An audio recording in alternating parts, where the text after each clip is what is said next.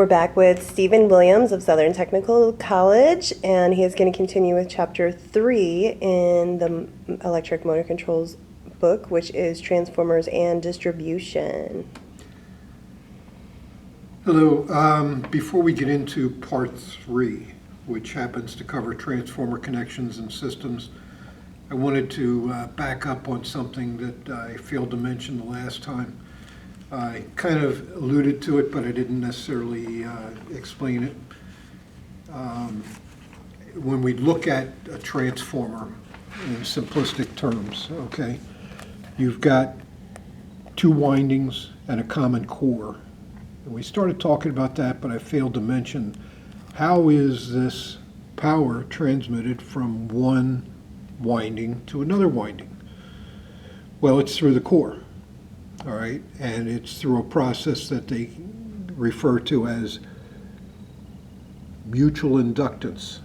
Okay, in other words, the primary coil induces inductance into the core, and the secondary is taking that inductance and pulling it off of the core. So it is mutually inductive between the two coils. Now I'm noticing on this it says that there's a magnetic flux path when it's pointing to that core. So is it the path of the electrons in that magnetic path? Well, the that they're flux, following? yes, the flux is circling through the core of the... So that's how it gets from one to the other. Right.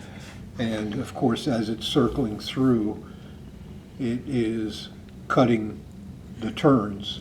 And each time it cuts a turns, there's voltage that's induced. Same thing over here. Obviously, with fewer turns, you've got the same flux density going through there. With fewer turns, you get lower voltage induced. More turns, you get higher voltage induced. Okay, so that was just, again, the terminology there is mutual inductance. All right. Now, with that in mind, we're going to step on to talking about some of the connections and how transformers are used. All right, now, one of the principles that it doesn't seem very important, but it is, okay? The transformers usually have connections, okay? Typically, the high voltage connections are designated H1 and H2. Now we're talking a single phase transformer here.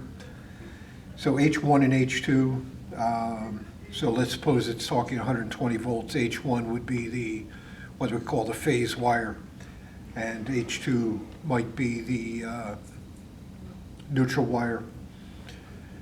And then on the secondary, it's typically designated X1 and X2. So with that in mind, it behooves you to have an understanding of, depending upon the wrapping of the coils, you can have either side changing simultaneously, okay? In other words, if they're to the point where X1 and H1 are both changing at the same time. In other words, they're reaching their peaks, they're going through zero, and they're reaching their negative peak and back through zero simultaneously, then they're in phase with one another. On the other hand, if they were wrapped the other direction, then they would be out of phase with one another. All right, so one of the ways to test that, and typically when the marking's there, you can tell that when you've got X1 and H1 opposite one another, or on the same side of the transformer, that those should be in sync with one another. And again, the X2, H2, again, should be in sync with one another. But there's a way of testing that, and essentially this gives a pretty good illustration of it. For example, if you find, and it's called additive polarity or subtractive polarity. For example, if, they're reaching their peaks at the same time, they're going to add to one another. Okay, so you can see if I'm measuring across H1 and H2, I've got both, okay, in this case they're on the opposite sides and they're adding, again, because they're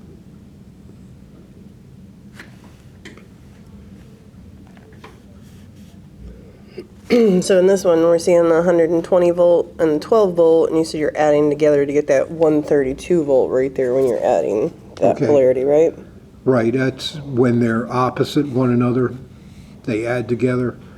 When they're together, So when they're on the same side, you're going to subtract. So now we got the 120, and we're going to subtract the 12 to get that 108. right.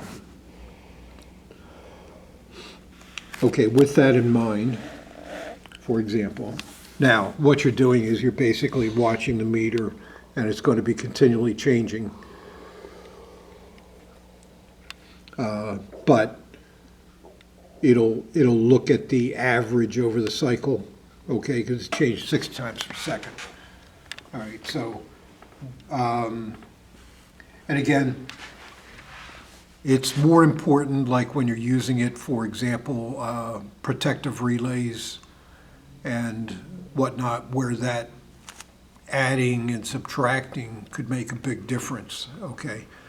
From the perspective of, you've still got the same voltage on the outside, so from the perspective of what's coming in and going out, you don't want them to be, it doesn't really matter for like a control transformer, but if you're using it in a case where you're using it to keep track of what's happening on the primary and what's happening on the secondary, if you're trying to compare what's happening on both sides, they need to be in sync with one another. All right. Now, let's look at single-phase transformers in general. Okay. Typically, what'll happen is I'll have a higher voltage on the power side. In this case, we're looking at a 480 volt side on the power. And again, as we mentioned before, on the control side, you want to keep the voltage down to the point where it's as safe as it can be and practical as far as it can be. So generally, if it's anything above 120, there's an awful lot of times that they want to bring it down to 120 or sometimes 24 volt. 24 volts, you can use less expensive equipment. The coils are cheaper. The voltage separation, your components are a little bit smaller. Okay, the higher the voltage, the bigger the equipment is, the more expensive the coils are. Okay, so, and again, when you're getting into those things, the higher the currents are going to be also. All right, so typically you'll tap off of, if you've got a 3-phase system or even a 2-phase system, let's suppose that's 480 volt with only 2 phases, you tap off of those 2 phases and you've got 480 going in on the primary side, 120 coming out on the secondary side. So in this case, you've got a 4-to-1 turns ratio. Okay, and over here now, your coil can be designated at 120 volts. Okay, all of your control devices that might be there, push buttons, selector switches, pressure switches, you name it. You know, it could be anything on the control side as far as input devices. And on the output devices, typically coil type things, control relays, timing relays. With the lower voltage, they're all a little bit cheaper, okay, and easier to make, therefore cheaper. That's the primary purpose of the control transformer. It is not unusual to see a control transformer set up for several different voltage levels on the primary side typically. For example, if we look here at this particular one, this is a control transformer that's set up for developing 120 volts on the secondary on both sides. Okay, but on the primary side, it's capable of handling both 480 or 240. Now, with that in mind, how do you connect them? You know, if it can handle either one, how do you do that? Well, when they're set up the way this particular one is, it's fairly simplistic, and you'll notice that this diagram that you're seeing in front of you is shown up here on the label for the control transformer also. You're probably not able to see that very good, but I don't know, is it coming out? A little bit. Yeah, okay, but anyhow, this diagram shows basically a repeat of the same thing. Now, when you're using the higher voltage, you're going to need the full coil, okay? Because again, you're stepping down, so you need more turns, all right? So if I want to get a 4-to-1, here I only need a 2-to-1. So I need more turns. So I'm going to have the coils in series to get more turns. With that in mind, if you look at the way the transformer is shown, I have 4 terminals coming across. If I look up here, I've got 4 terminals coming across, all right? And the 4 terminals generally are designated as H1 and H2, H3, H4. And by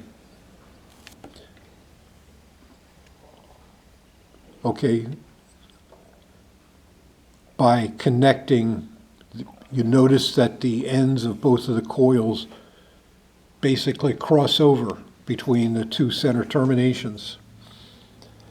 All right, by doing that, you put a jumper across those 2, and let's follow the path from L1.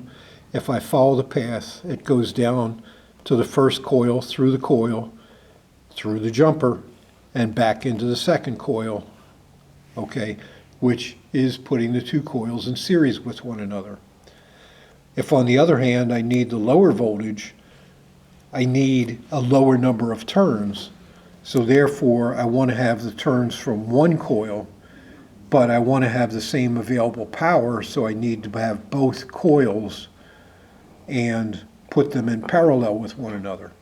In other words, they're capable of supplying twice the current.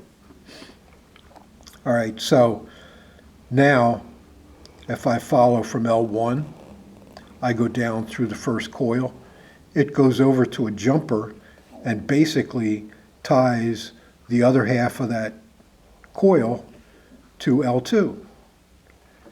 Now I go down through the second coil, and essentially now I'm changing where both are connected between L1 and L2. And they're connected in such a way that they're in parallel with one another. All right, so with that in mind, again, you've got the turns ratio being the same, okay, but with them being in parallel, they have twice capability, where here I have twice the turns ratio, all right, but because they're in series, I've stepped it up to the point that I've got a 4-to-1 ratio. I'm going to have current down here, and if I've got current down here, let's say I have 1 amp, up here I'm going to have 4 amps. If I've got 1 amp down here, up here I'm going to have 2 amps. Okay, so typical of the multi-tap associated with dual voltage inputs. And that is quite typical of the way that the transformers are connected up. In other words, they cross in the middle, and you put a jumper right across those middle 2 terminals right there. You've got a jumper in there. okay? And that's showing you that it's set up for the higher voltage. If it's for the lower voltage, you'd see a jumper across those two and a jumper across those two, all right? And typically they give you 3 jumpers that you can use any way you want to in there, okay? Now, control transformer, that could also apply on a power transformer or a larger transformer. The other thing that is important to understand is there, on the primaries of the transformer, it's oftentimes they have taps on there. In other words, if you've got a heavy draw on the transformer, it may have a tendency to draw the voltage down. So you can tap the voltage up by changing it or tap it down. Usually it might have 5 1-volt taps on each direction, so you can tap them up and down 1 to 5 volts rather than coming into the primary side where you have the voltage directly coming in and going out the same. So it gives you the advantage of being able to jack that voltage up or take it down depending upon the system voltage. You say, well, why would I ever want to jack it down? Well, for example, in a power plant, okay, when you're into an outage and you're not using the heavy loads, your voltage, which is used to having very heavy loads on there, during normal operation, your voltage is drawn down. But when you stop drawing down that voltage, it starts raising up again. Okay, so for example, where I work at, down at Turkey Point, it's not unusual to see a typical 120 volt circuit become 130, 135. Can it damage? Yeah. Okay, so a lot of times what'll happen is on some of the big transformers, they have tap changers that are automatic things, and when the voltage starts to go down, it'll tap it up. When the voltage goes up, it'll tap it down. Okay, so there's a lot of, they have automatic tap changers, they have manual tap changers. A lot of the smaller ones are going to be manual. On a big, expensive transformer, having that tap changer on there, it doesn't, making it an automatic tap changer doesn't increase or significantly increase the cost of the transformer. So a lot of times that'll be an automatic feature. Okay, now, let's talk about 3-phase power. All right, 3-phase power now, if you look up here, we have 3 phases going into a motor, okay? And we're going to talk a little bit about generators, but that'll be pretty much in a different course. I don't know that we're going to get to it in here, but essentially, if you had 2 poles, north and south poles, okay, magnetic poles, and you've got a spinning conductor going around and cutting the flux that's going between those poles, you'd end up with a single phase, okay, which would be a single phase generator like you've got it used in your house or whatever. But if you took 3 sets of poles and set them 120 degrees apart from each other, you could end up having 3 phases being generated in a single rotation of the rotor. Okay, so as those conductors are cutting each one of them at a different time, you end up with 3 different sine waves, each 120 degrees apart. All right, that's about all I'm going to say about forming the 3-phase current. And the peculiarities of the 3-phase current is the fact that they are 120 degrees apart from one another. Okay, so with that in mind, when we have 3-phase power, there's a number of different ways you can, I wouldn't say a number, but there's generally 2 ways that it's connected. Okay, so if I have a motor, okay, and I am trying to spin the motor, the fact that I have three sources of torque 120 degrees apart,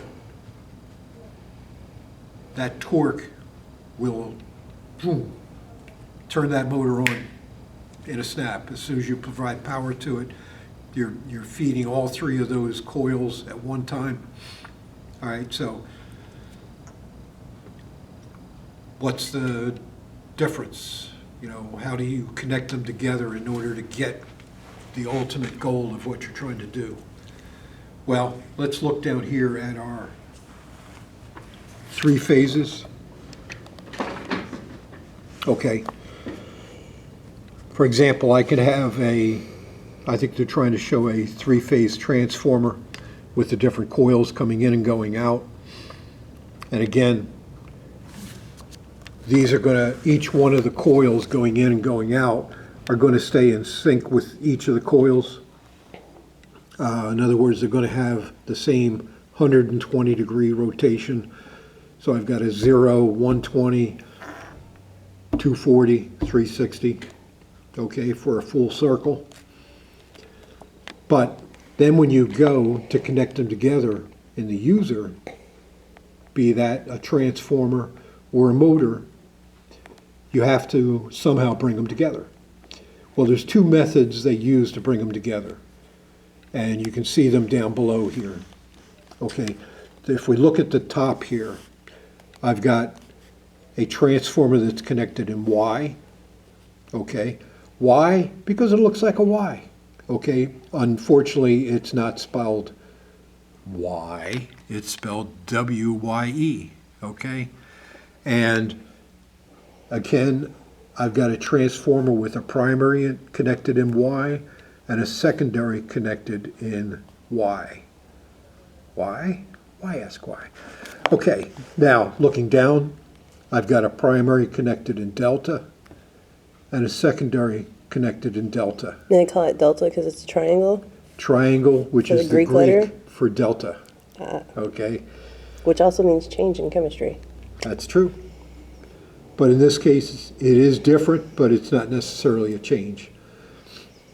And the most common, by far, is a transformer that's connected with a primary of delta and a secondary of Y. All right, so let's talk about, before we get there,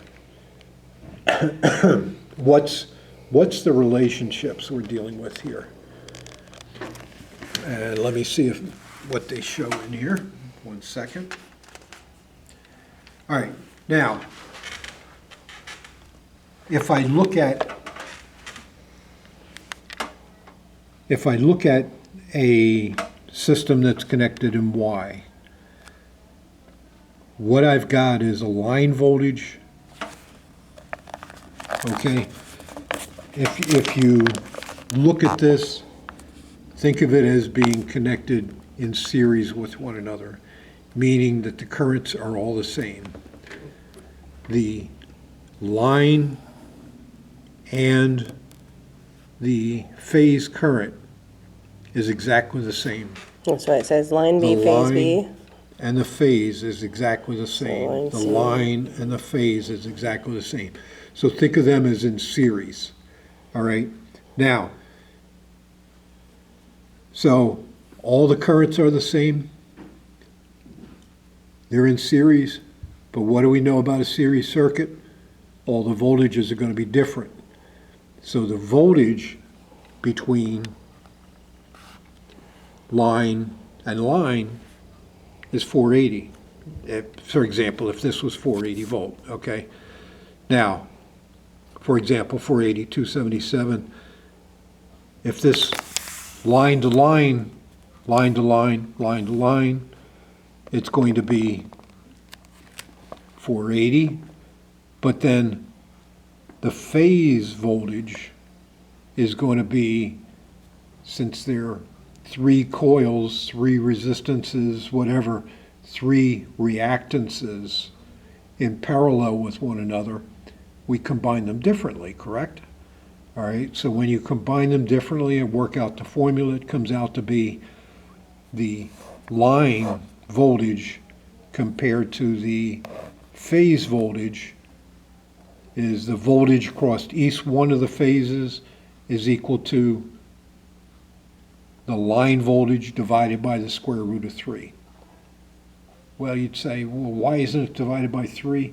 Because they're not in phase with one another. You have to All right. inverse them. Okay, so because they're out of phase with one another, it's the square root of 3. All right? And in a delta connected, you've basically got voltage, voltage.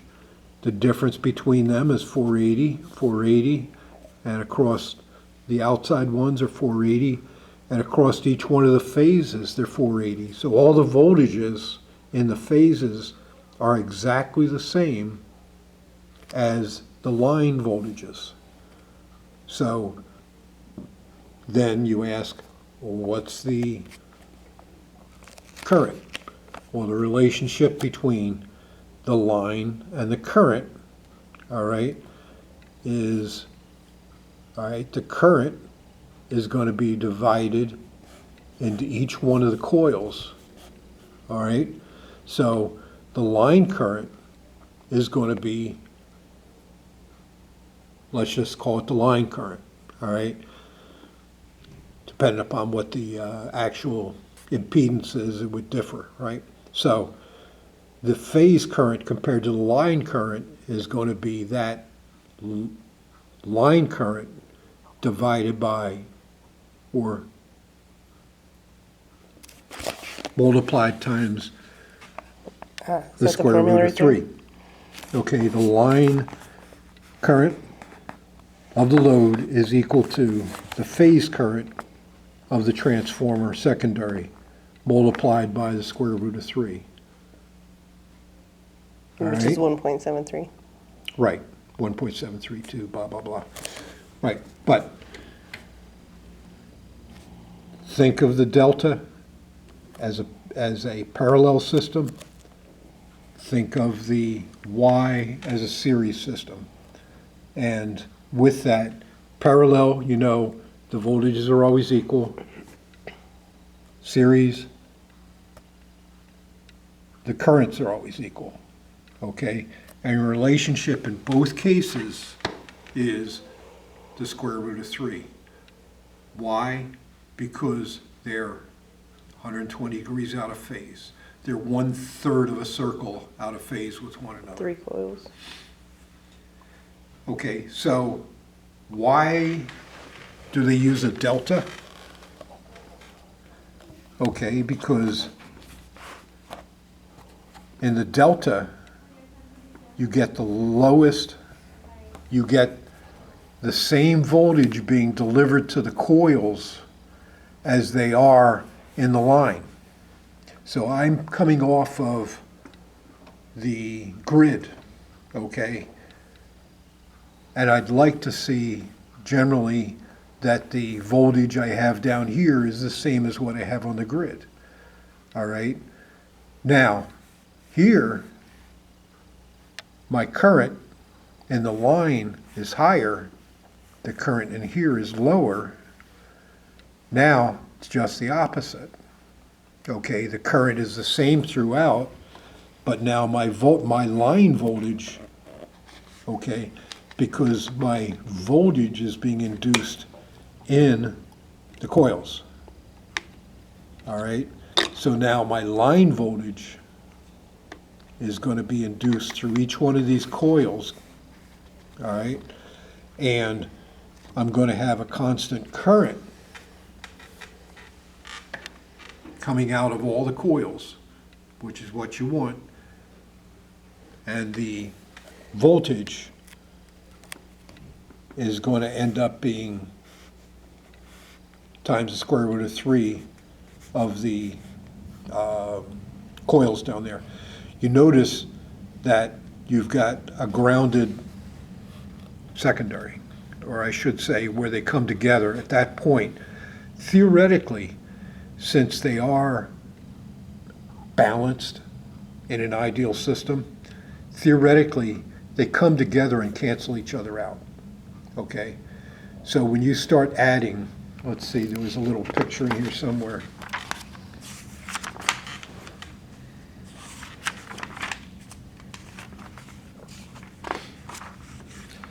That's okay.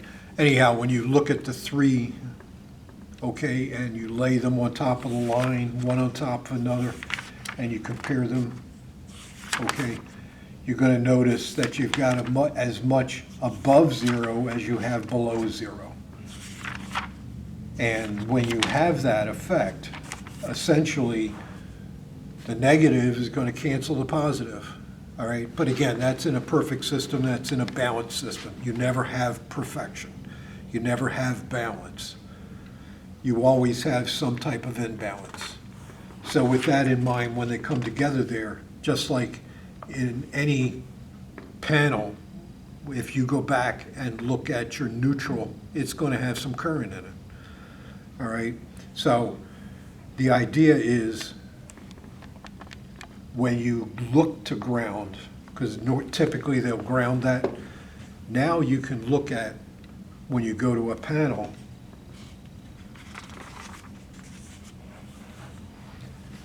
okay, and you're trying to feed a panel, and where do we got one?